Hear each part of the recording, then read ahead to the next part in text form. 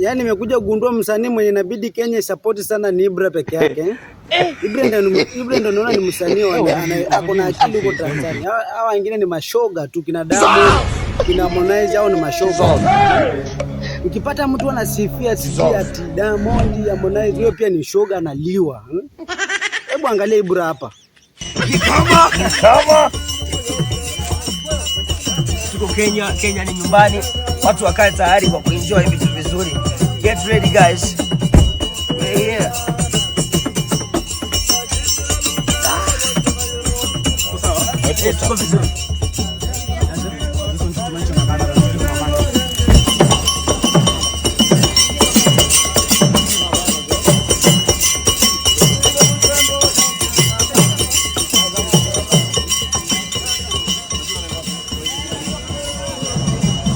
Sasa watu wengine kina Diamond, kina nani, hao ni watu wenye wanapapaswanga nyuma, wanapapaswa nyuma na wanabakwa